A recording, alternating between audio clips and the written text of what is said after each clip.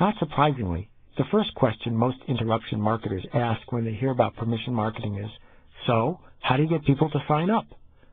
Because they were trained in the art of getting momentary reactions from large numbers of people, this part of the process is the most familiar to them. Permission marketing almost always follows the same simple steps. Each campaign is very different, but the concepts behind each step remain the same. Simply stated, you interrupt consumers with a message designed to get them to raise their hand. That's the way they volunteer or say yes to begin a rewarding exchange of information accomplished over time, which builds trust that you can leverage into a sales relationship. But the first step is still to interrupt the consumer. That's one reason there will always be socially acceptable interruption marketing media. We need to get that initial attention. Joanne Cates is the third-generation owner of Camp Arawan, the oldest co-ed summer camp in North America. With a 70-year history, great word of mouth, and a solid backlist, acquiring new customers is not her highest priority. Nonetheless, Arawan needs a process to turn strangers into campers. The camp uses permission marketing to accomplish this. The first step is to advertise at camp fairs and in magazines that feature groups of ads from summer camp. But unlike virtually all of her competitors, Joanne isn't trying to sell her camp. She knows that no one chooses a summer camp for their children on the basis of a 2-inch square black and white advertisement. Instead, her only goal in the ad and at that trade show is to get permission to send a video and a brochure. The ad sells the brochure, not the camp. Call the camp's number, and her staff will immediately qualify your interest and then send a video, perhaps the best produced camp video in the market, and the brochure, also extremely well done. The only goal of the video is to get permission to have a personal meeting.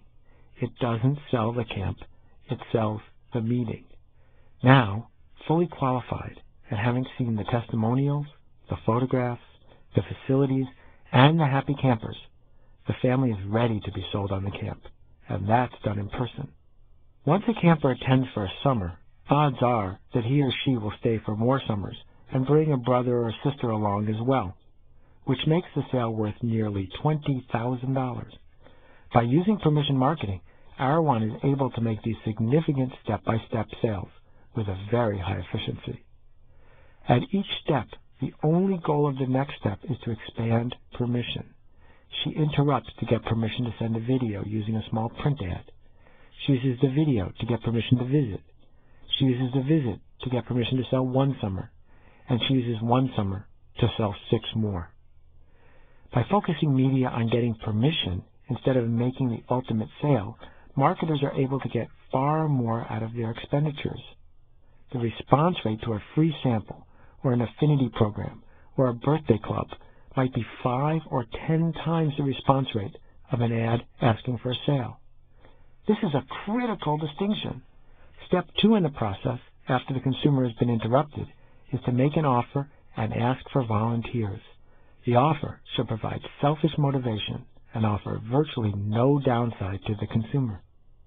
An interrupted consumer won't fill out a long demographic form or get in his car to drive down to your auto mall. The less you ask of the consumer and the bigger the bribe, the more likely the consumer will give you permission.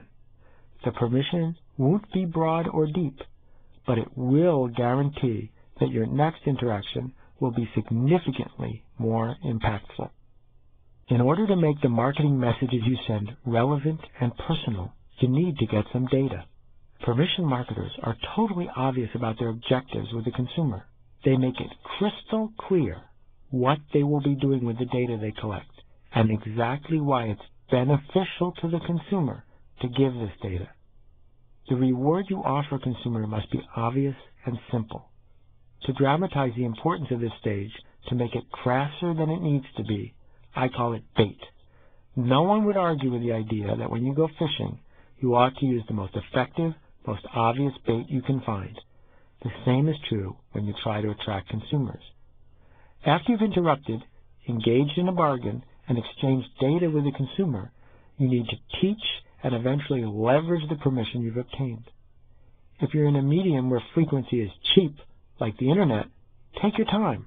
Build trust through frequency. Tell your story patiently to each consumer who is willing to participate in the exchange. Be personal. Be relevant. Be specific. And always be anticipated. Anticipation, of course, is even better than expectation. Without surprising the consumer, gradually raise the level of permission you extract. Then, by constantly raising the magnitude of rewards you offer the prospect, you can fight attrition and compression and keep the consumer interested.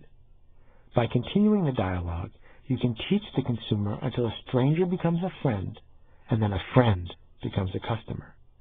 Of course, the process doesn't end with the first sale. It just becomes one-to-one marketing. Using the permission already granted, you then work hard to expand the share of wallet and build a permission asset that is ever deeper and more powerful. Permission that's built, of course, on trust. Where does trust come from? This is what every marketer wants to know. Without trust, marketers know that there are no sales. Trust means the prospect believes not only that the product being sold will actually solve his problems, but that if for some reason it doesn't, the company will make good on its reputation of performance. Pan Am demonstrated the power of trust when it sold its brand name a few years ago. An airline with no airplanes, no employees, no gates, not even any little packages of peanuts, sold its trusted name and logo for millions of dollars. If trust is the objective, what are the tactics? How do some marketers manage to build trust while others are doomed to languish in obscurity? Before a marketer can build trust, it must breed familiarity. But there's no familiarity without awareness.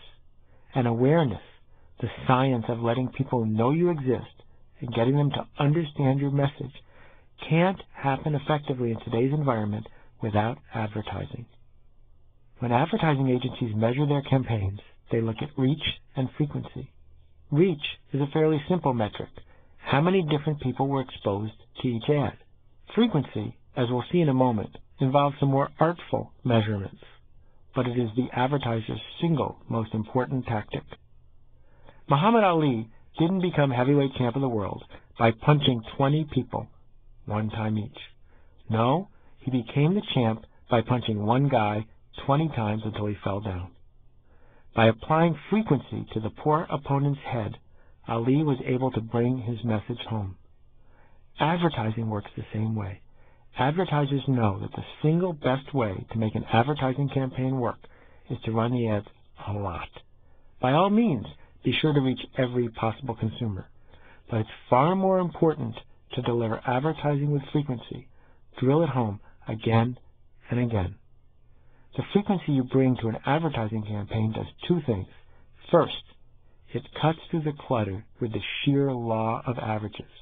If only 10% of the people remember your ad tomorrow, but your ad runs for 30 days in a row, sooner or later, virtually everyone will remember it.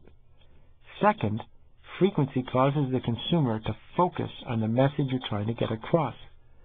Just as repeating yourself to a 4-year-old makes it more likely that he'll get the idea you're trying to communicate, just as repeating commands to a horse in training is more likely to change the horse's behavior, repeating yourself to a target consumer increases the odds that your message gets through. But in spite of this obvious truth, many unseasoned marketers, given the choice between reach and frequency, make the mistake of going for reach. They argue that touching 100 people with a brilliant ad is more effective than reaching 25 people 4 times each. This approach seems encouraging, but research has shown it to be wrong. And here's why it's wrong. Imagine you have a packet with 100 flower seeds in it. Also pretend you've been given 100 watering cans, each filled with just enough water to soak one seed for a few days. It seems as though you could do one of two things. You could plant all 100 seeds and then water each seed one time. My guess is that every single seed would then fail to grow. Or you could plant just 20 seeds and then throw the other 80 seeds in the trash. Water each of the 20 seeds 5 times over the course of a week, and you'd probably end up with 20 flowers.